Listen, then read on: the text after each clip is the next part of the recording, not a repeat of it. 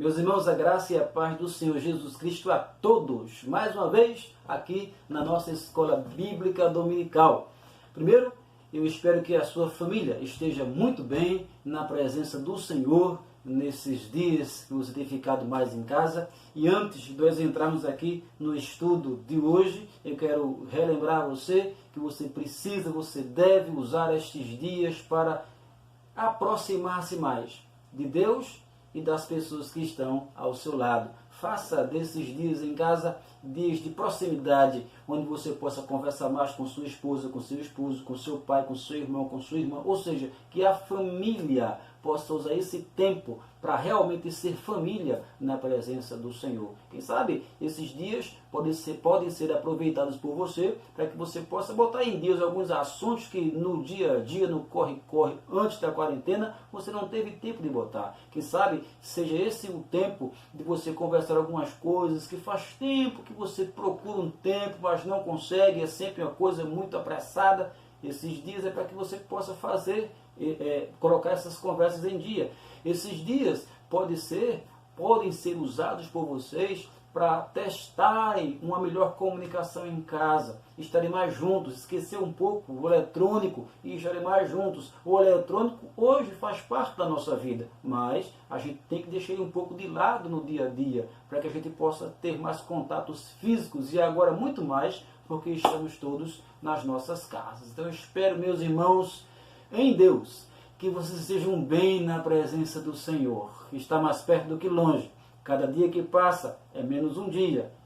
Faremos uma grande festa quando voltarmos ao nosso templo para a nossa escola bíblica dominical, os nossos cultos de noite, das noites. Sim, vamos fazer grandes festas. A todos um abraço. A vocês que estão assistindo, vocês fazem parte da nossa igreja, membros congregados. Um abraço em cada um de vocês. A lição de hoje, meus irmãos, é a formação do livro santo, a formação da Bíblia Sagrada. Já vimos aí, a inspiração da Bíblia, as divisões, material de escrita. Hoje a pergunta é, como é que esse livro chegou assim às nossas mãos, juntinhos, os 66 livros que estão aqui? Qual foi o processo da escrita, a formação? Então vamos dar aqui um resumo para vocês desse processo de formação do Antigo e do Novo Testamento. Primeira pergunta, como é que o povo de Israel começou a separar os livros, os outros livros que eles tinham, de escritos sagrados?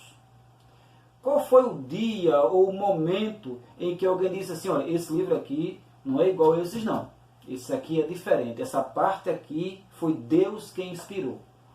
Bem, nós não temos na Escritura nenhum versículo que fale isso, mas nós temos uma pista. A pista é os 10 mandamentos. Se você prestar atenção, meu irmão, os 10 mandamentos, eles eram pelo povo de Israel tidos como muito especiais. Então vamos ler o primeiro texto dessa manhã como devocional para o começo da nossa aula. Êxodo capítulo 31, versículo 18. Êxodo capítulo 31, versículo 18. Veja como os 10 mandamentos, quando chegaram dentro do povo de Israel, a eles foi dado um destaque muito especial. Se você não está com a Bíblia, pega a Bíblia para a gente poder acompanhar juntos. Então, não espere eu ficar só falando. Pegue a Bíblia no celular, a Bíblia física, para que você possa acompanhar os versículos aí, ver na sua Bíblia também o que vamos estar lendo aqui. Êxodo 31, versículo 18, diz assim: E tendo acabado de falar com ele, Moisés no Monte Sinai, e tendo acabado de falar com ele no Monte Sinai, deu a Moisés as 2 tábuas do testemunho, as tábuas de pedra escritas pelo dedo de Deus. Então preste atenção, aqui você tem o registro bíblico dizendo que os 10 mandamentos foram escritos pelo próprio Deus. E aí, como é que eu sei que o povo começou a dar a esses 10 mandamentos um destaque bem especial entre eles? É porque em Deuteronômio capítulo 10, versículo 5, Deuteronômio capítulo 10, versículo 5, diz assim: Moisés está descendo do monte. Virei-me e desci do monte, e pus as tábuas na arca que eu fizera, e ali estão como o Senhor me ordenou. Veja, Lá em Êxodo diz que os 10 mandamentos foi o próprio Deus que escreveu. E aqui diz que Moisés colocou os 10 mandamentos na Arca da Aliança. Está claro que eles entendiam que essa parte daqui era uma parte especial. Essas palavras aqui que eles estavam recebendo de Deus eram palavras diferenciadas. Então, por isso que eles começaram a dar um destaque especial a elas. E a partir desse núcleo, desse ponto, é que vai se formando todo o Antigo Testamento. E aí Moisés acrescentou os outros livros da lei, ou os 5 livros da lei: Gênesis, Êxodo, Levítico, Número, Deuteronômio. Como é que eu sei disso? Ora, a própria Bíblia diz que foi Moisés quem escreveu a lei. Sim, a Bíblia diz que foi Moisés quem escreveu a lei. Por exemplo, Números 33, 2. Números 33, 2. Veja o que é que diz aqui. É a confirmação de que Moisés ia registrando a história do povo de Israel que ele estava participando. Números 33, 2. Diz assim: escreveu Moisés as suas saídas, caminhada após caminhada, conforme o mandado do Senhor.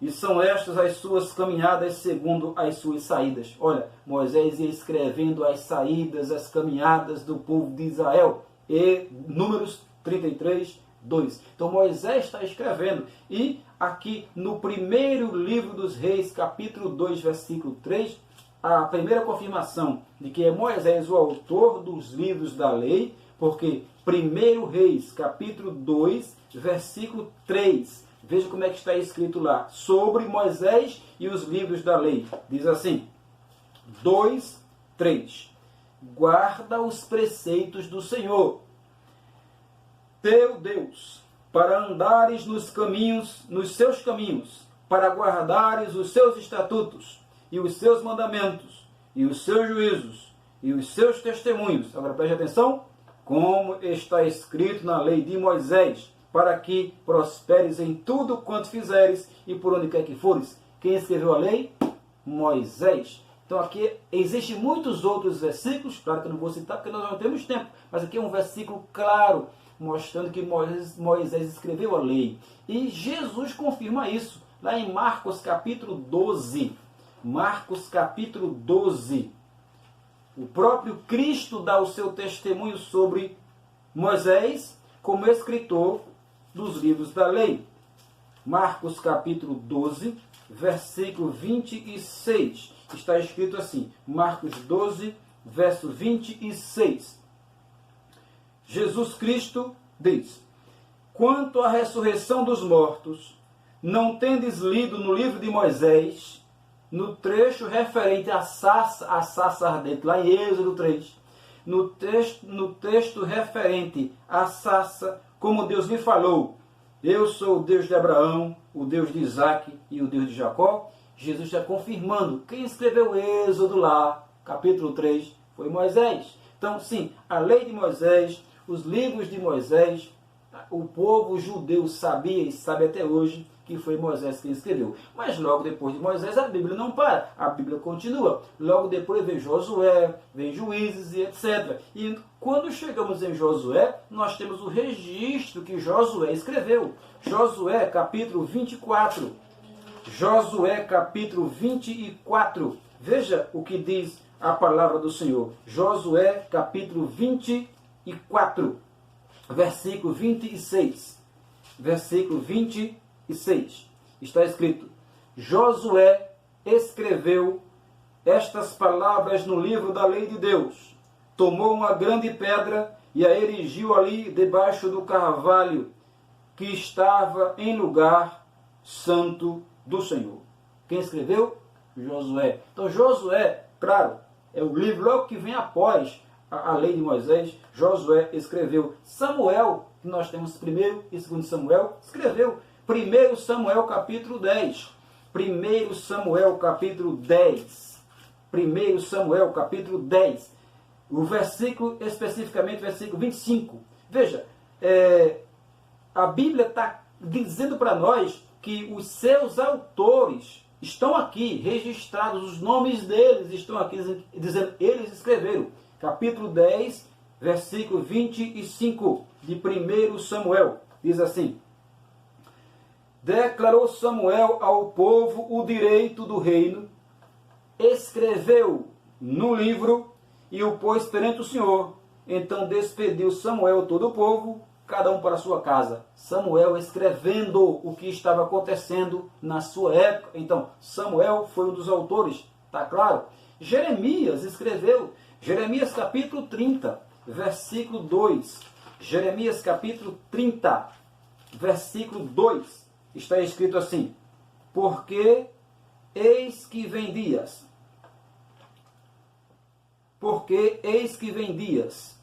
em que mudarei a sorte do meu povo, a sorte de Israel, a sorte de Judá, diz o Senhor. Fá-los-ei voltar para a terra que dei a seus pais e a possuirão. E o versículo 2, que Deus está dizendo isso para Jeremias. E no versículo 2 do capítulo 30, veja o que está escrito. Assim fala o Senhor Deus de Israel, escreve no livro as palavras que eu disse. Ou seja, a profecia está aqui para frente, a profecia está para trás, mas o autor bíblico registrou, e aqui está claro, foi Jeremias quem escreveu, por ordem do próprio Deus. Então Jeremias escreveu, Jeremias foi escritor. Antes de Jeremias você tem Isaías. Isaías também tem o seu livro aqui, o profeta Isaías, e ele escreveu. Segundo Crônicas, capítulo 26, perdão, primeiro Crônicas, capítulo 26, e o versículo 22, está escrito assim, segundo Crônicas, não primeiro, segundo Crônicas, e eu disse certo, depois disse errado, você vai consertar, termina errando. Segundo Crônicas, capítulo 26, Segundo Crônicas, capítulo 26, e o versículo 22. Segundo Crônicas 26, e o versículo 22. Está escrito assim: quanto aos mais atos de Uzias, aquele rei que Isaías, ele morreu, e Isaías foi para o templo, estava abalado, ele já teve uma visão de Deus no alto sublime trono. Então aqui está, os atos de Uzias, até o dia da sua morte, quem escreveu? Está aqui. Isaías, filho de Amós, os escreveu. Isso está onde? Segundo Crônicas, capítulo 26, versículo 22. Ou seja, os atos de Uzias foi escrito pelo profeta Isaías. Então a Bíblia vai mostrando para nós que os seus autores, que nós temos os livros deles aqui, está registrado. Eles escreveram. E aí, você sabe, o povo de Israel entrou na terra de Canaã, lá estabeleceu o seu reinado, a monarquia, Davi, Saul, Davi, Salomão. Depois o reino se dividiu, reino do norte, reino do sul. Dessa parte da história do povo de Israel está lá quase todos os livros históricos, poéticos e proféticos. A grande maioria foi escrita nesse período da história de Israel, o reino unido e depois o reino dividido. Depois, meus irmãos, quando o reino se divide, o povo de Israel vai para o cativeiro. Primeiro, uma parte vai cativa para a Síria. Depois, outra parte vai cativa para a Babilônia. Quem conta isso? O profeta Daniel. Você sabe lá, no primeiro capítulo de Daniel, mostra que ele vai com os seus amigos para Babilônia. No cativeiro, o povo lá passa 70 anos. Antes de irem para o cativeiro, Jeremias está escrevendo, e Jeremias, se você já leu Jeremias vai dizer muitas vezes ao povo, vai dizendo, pessoal, Deus vai cobrar, vocês estão errados e não se consertam, Deus vai cobrar. E a cobrança foi justamente o cativeiro. E Ezequiel é o profeta que está justamente no cativeiro. Se você abrir Ezequiel capítulo 1, diz que ele estava lá em Babilônia. Ele escreve lá, porque ele foi um dos cativos de Israel lá na Babilônia. Então, meus irmãos, aí nós temos quase todos os livros do Antigo Testamento escritos até o cativeiro. Do cativeiro para frente, nós temos mais poucos livros.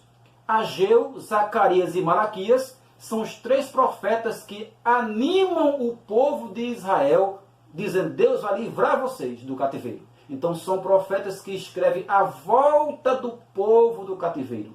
E Esdras e Neemias contam a história da volta do povo do cativeiro. Volta para onde? Eles voltam para a cidade de Jerusalém, para o país de Israel. Então, quando a gente chega em Esdras e Neemias, o Antigo Testamento se acaba ali. É o século 5 a.C. Em Esdras e Neemias acaba-se o Antigo Testamento. Não tem mais revelação daí para frente.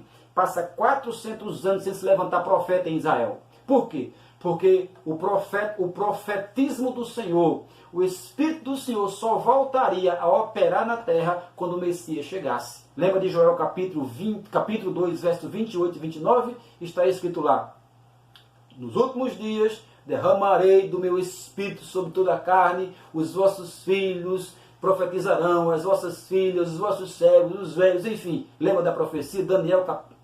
Joel capítulo 2, 27, 28, pronto.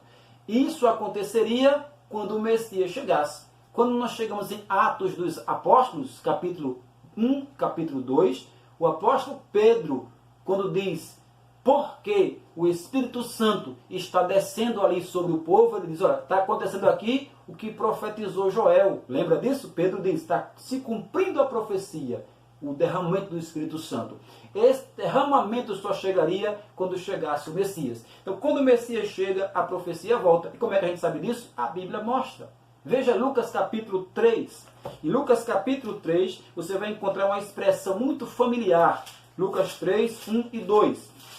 Lucas 3, 1 e 2. Você vai encontrar aqui uma expressão muito familiar que aparece muito no Antigo Testamento. A expressão é a seguinte. Lucas 3, 1 e 2. No ano 15º do reinado de Tibério César, sendo Pôncio Pilatos governador da Judéia, Herodes tetrarca da Galileia, seu irmão Felipe tetrarca da região da Itureia e Traconites, e Lisânias tetrarca de Abilene, agora preste atenção no 2, sendo sumos sacerdotes Anás e Caifás, veio a palavra de Deus a João, filho de Zacarias, no deserto. Onde é que a gente vê isso? No Antigo Testamento. Quem já leu sabe. Veio a palavra do Senhor a Jeremias, veio a palavra do Senhor a Isaías. Lembra disso? Ou seja, quando Lucas escreve assim, está dizendo assim para o povo, quem está valendo entender, olha, a profecia voltou, veio a palavra de Deus a João Batista. E quem é João Batista? É aquele que está abrindo o caminho para Jesus chegar. Então chegou o Messias, chegou a profecia de volta. E aí, a partir daí, nós temos de novo a Bíblia continuando a ser escrita. Até aqui, os irmãos usavam, os judeus, os primeiros cristãos, quando começaram a se converter, eles usavam o Antigo Testamento como as Escrituras. Você há de lembrar, quando você lê o Novo Testamento, vai encontrar muito Mateus dizendo, Lucas dizendo, era para se cumprir as Escrituras, era para se cumprir as Escrituras, porque eles entendiam que o Antigo Testamento eram as Escrituras, significando, eram a palavra de Deus.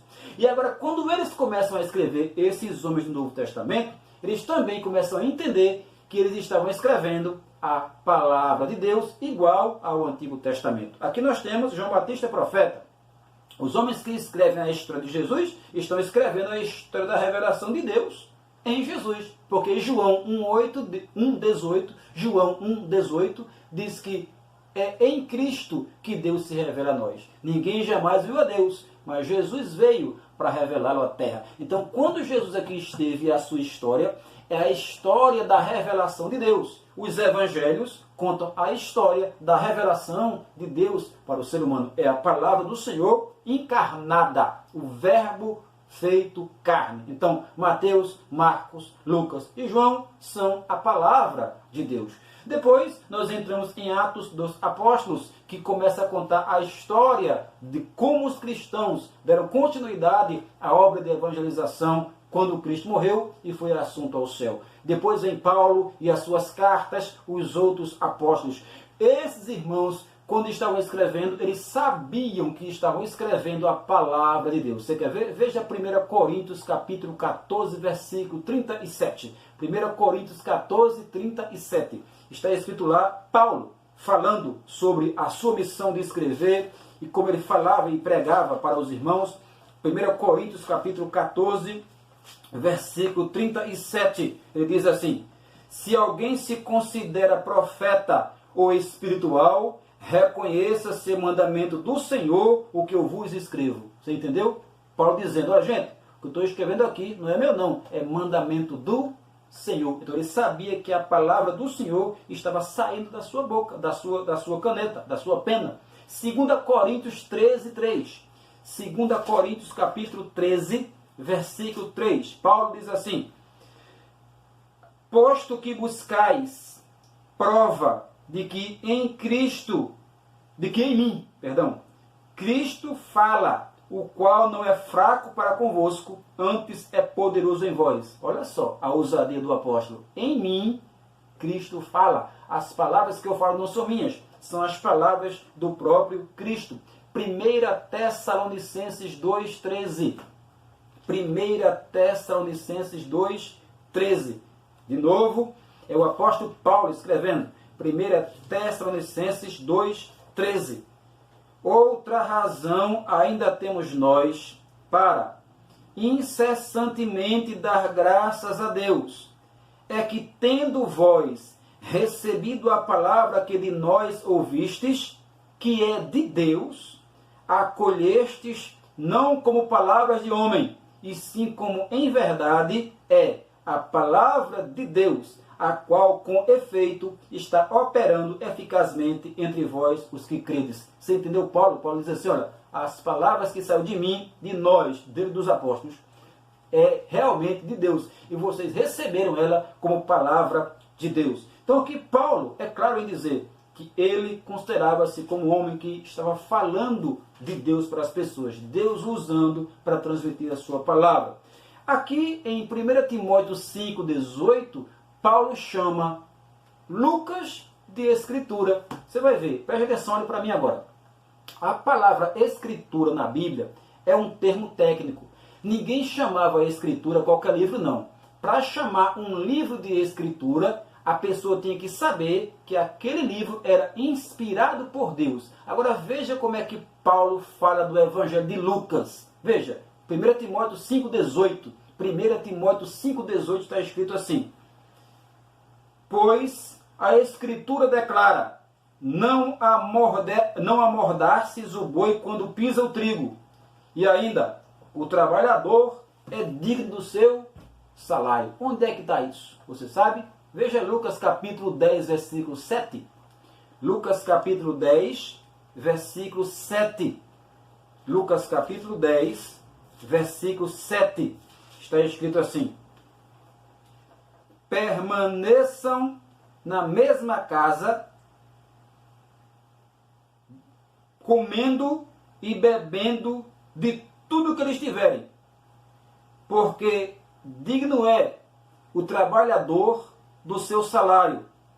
Não andeis a mudar de casa em casa. Notou? O trabalhador é digno do seu salário. Está aqui em Lucas 10, 7. E lá em 1 Timóteo 5,18, Paulo diz, como diz a Escritura, o trabalhador é digno do seu salário. Está chamando Lucas de Escritura. Você veja, ele sabia que aqui estava a palavra de Deus. E quando a gente chega em Apocalipse, é claro, Apocalipse já diz, ele é a revelação do próprio Senhor Jesus Cristo. Apocalipse 1, de 1 a 3, está escrito, revelação de Jesus Cristo, que ele deu a seu anjo, para que transmitisse a João e João escrevesse. Ou seja, o próprio livro está dizendo, aqui está a palavra de Deus. Então, meus irmãos, em toda a Bíblia, nós temos a própria Escritura dizendo, aqui está a palavra inspirada. Então você vê, a formação do Antigo Testamento, Deus chamou os seus profetas, eles escreveram. A formação do Novo Testamento, Deus chamou os apóstolos e os associados dos apóstolos, porque Lucas não era apóstolo, Marcos não era apóstolo, Judas não era apóstolo, mas eram associados dos apóstolos. E eles escreveram também transmitindo a palavra de Deus. Agora, sabendo disso, a pergunta é, já que os irmãos, os cristãos, usavam o Antigo Testamento como palavra de Deus, como é que eles conseguiram chegar à conclusão, ou quando é, ou como foi, de pegar o Novo Testamento, juntar com o Antigo e a gente ter aqui a Bíblia como a gente tem hoje? E a segunda pergunta, Como é que esses homens, lá na época, no século I, século II, pegaram esses livros aqui que estão no nosso Novo Testamento e disseram assim, olha, esses livros aqui são livros inspirados por Deus. Que critérios eles usavam? Porque não só tinha esses livros, tinha muitos outros. Porque eles deixaram de lado outros e só pegaram esses. Será que eles escolheram porque queriam assim? Oh, a gente quer esses aqui, a gente acha esses mais bonitos? Não. Quando chegou a hora de os irmãos juntarem os escritos da igreja, os escritos cristãos, num livro só, para juntar com o Antigo Testamento, eles tinham que agora saber que livros usarem na Bíblia e quais livros deixaram de lado, não como palavra de Deus. Porque tinha muitos, não só tinha os da Bíblia. Então eles criaram 6 critérios. O livro que passasse nessas 6 peneiras era a palavra de Deus. E quais eram essas 6 peneiras? Primeira, a apostolicidade. Foi só um acidente pequeno, não tem nenhum problema, só canetas, eu aprendo daqui a pouco. Primeiro critério, a apostolicidade. Ou seja, para que os irmãos escolhessem aquele livro bíblico, o livro tinha que ser escrito por um apóstolo ou por alguém associado a um apóstolo. Se não fosse alguém apóstolo ou amigo íntimo de um apóstolo, não podia ser colocado nas Escrituras. Por quê? Porque, por exemplo, Lucas não era apóstolo, mas era amigo de Paulo. Marcos não era apóstolo, mas era amigo de Pedro. Judas não era apóstolo, mas era irmão de Jesus.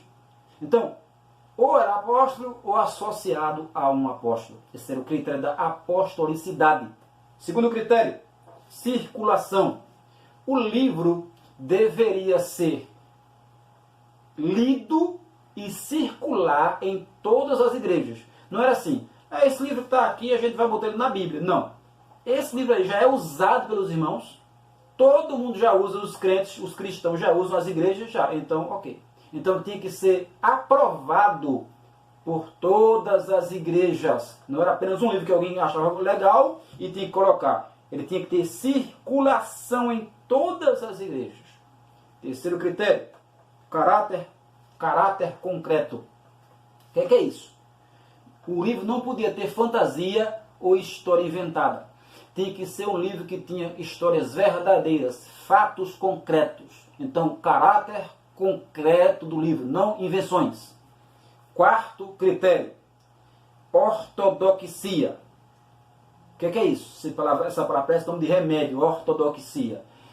O livro, para ser aceito, tinha que estar de acordo com a doutrina da igreja. Não podia ser um livro que alguém achou bom botar, mas as igrejas não aceitavam e, ainda por cima, as igrejas receberam a mensagem de Jesus, dos apóstolos, ensinavam uma coisa e o livro desmanchava. Não podia.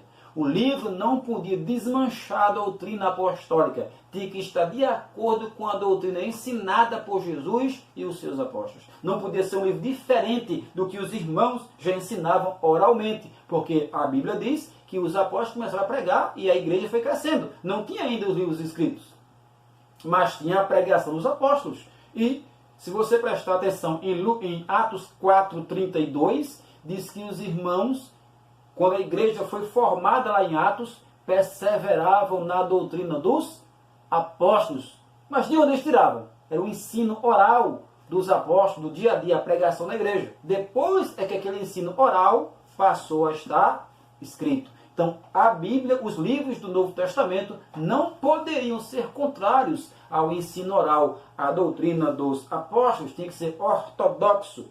O quinto teste, a autoridade. O livro, para ser aceito nas Escrituras, ele tinha que ter o reconhecimento em todas as igrejas como livro inspirado por Deus. Os crentes já conhecia, já lia e já dizia, não, esse livro aqui é diferente, esse não é um livro da terra, é um livro que veio diretamente do céu. Então, ele já tinha que ter o testemunho das igrejas, era o reconhecimento como autoritativo. E o último critério era leitura em público, ou seja, o livro, para colocar no Novo Testamento agora, ele tem que ser um livro que as igrejas já deveriam estar lendo umas com as outras. Lia numa, depois passava para outra, porque elas já entendiam que aquele livro era a palavra do Senhor. Como assim, pastor? Como está na Bíblia. Por exemplo, Colossenses 4,16. Preste atenção. Colossenses 4,16. Veja o que está escrito aqui pelo apóstolo Paulo. Colossenses 4,16. Diz assim, ó. Esta carta, Colossenses, quando vocês lerem perante a igreja, perante vós, providenciai para que ela também seja lida na igreja dos Laodicenses. E a carta de Laodiceia, ou seja, Paulo tinha escrito uma carta para a igreja de Laodiceia, mas nós não temos aqui no cânon das Escrituras. E a carta de Laodiceia, vocês têm que trazer para ler aí entre vocês. Ou seja, os irmãos deveriam ler essas cartas no seu culto público.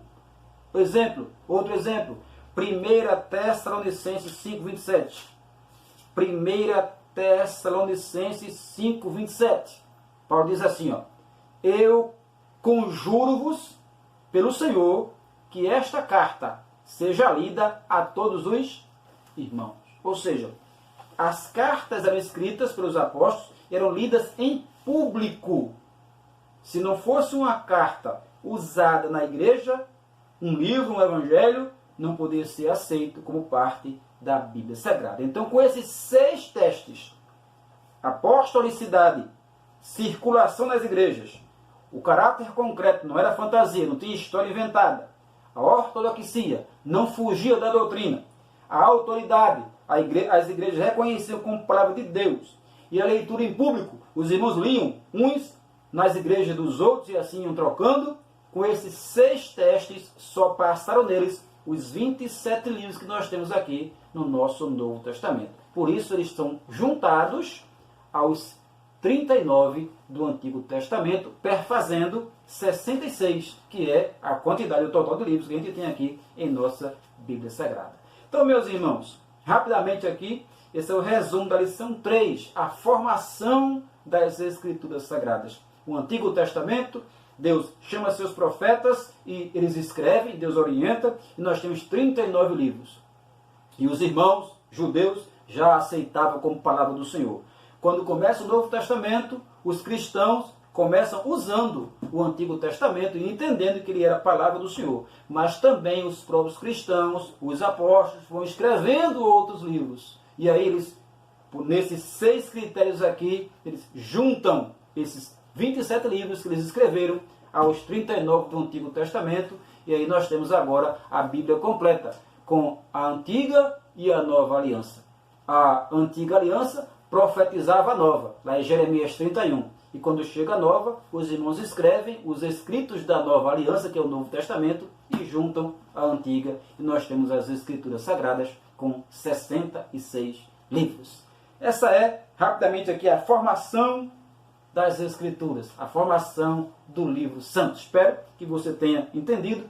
Perdi aí uma coisa, é só voltar, assista o vídeo de novo, e você vai pegar, quem sabe que você perdeu aí, no momentinho aí, você perdeu, deixou passar, mas você assiste novamente, que você vai, com certeza, compreender com mais profundidade este assunto. Não esqueça de curtir esse vídeo. Se você não é inscrito no canal, se inscreva no canal, porque fazendo assim, esse canal os vídeos vão estar mais presentes na internet. E aí alcançaremos muito mais pessoas com o nosso canal e com a palavra do Senhor. Eu agradeço a sua atenção nesse domingo.